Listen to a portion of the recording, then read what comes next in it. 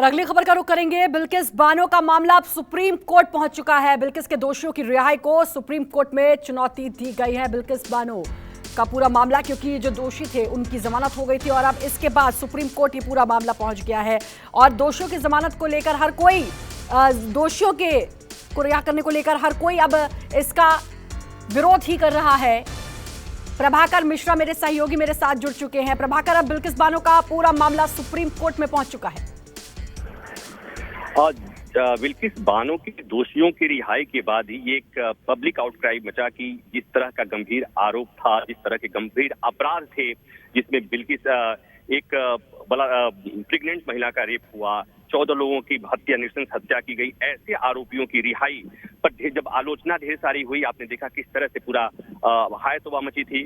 और ये कहा जा रहा था, बार बार ये मांग उठ रही थी कि मामला सुप्रीम कोर्ट आना चाहिए, मामला हाई कोर्ट जाना चाहिए। और आखिरकार आज उस मामले को सुप्रीम कोर्ट में चुनौती दी गई है।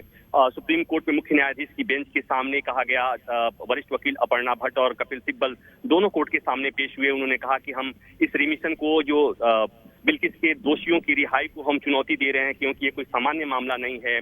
एक प्रेग्नेंट महिला का बलात्कार हुआ था, 14 लोगों की हत्या की गई थी, तो इसलिए इसमें कोर्ट को सुनवाई करना चाहिए।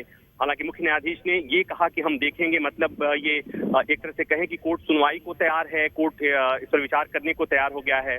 सुनवाई कब होगी, कैसे होगी, अभी ये तय नहीं है। लेकिन निश्चित तौर पर जो समाज में गुस्सा था, एक आक्रोश था कि बिल्किस के हत्यारों के साथ, बिल्किस के दोषियों के साथ, और जिस तरह से वहां पर गुजरात में उन्हें रिहाई दी गई है, सरकार ने जिस तरह से उन्हें रिहा किया है वो गलत है। हालांकि सीबीआई ने पूछा कि क्या ये सुप्रीम कोर्ट के आदेश को चुनौती दी गई है, क्योंकि सुप्रीम कोर्ट में उसमें से एक दोषी आया था और उसने रिमिशन के लिए कहा था कि उसके रिमिशन की पिटीशन पर सरकार विचार नहीं कर रही है। और तब सुप्रीम कोर्ट ने कहा था कि सरकार पॉलिसी के मुताबिक, जो पुरानी रिमिशन पॉलिसी है उसके मुताबिक इस पर फैसला ले।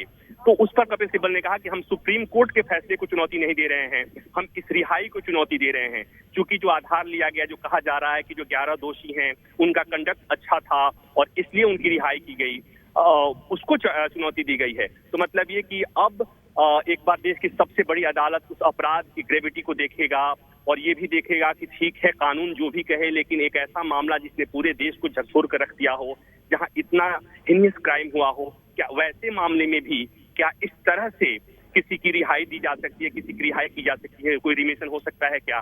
तो इस पर देश की सबसे बड़ी अदालत विचार करेगी। समय और तारीख तय नहीं है, लेकिन सीजीआई ने कहा कि हम इस पर विचार करेंगे।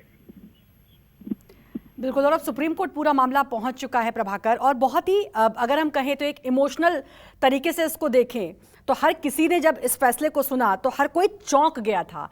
हर किसी के मन में ये सवाल था कि आखिर ऐसा कैसे हो सकता है। नमस्कार, मैं हूं संदीप चौधरी। अगर आपको ये वीडियो पसंद आया हो तो इसे लाइक और शेयर जरूर करें, और हाँ, हमें सब्सक्राइब और फॉलो करना ना भूलें, ताकि आप देश और दुनिया की कोई खबर मिस ना करें। तो जुड़िए हमारे साथ और देखते रहिए News 24।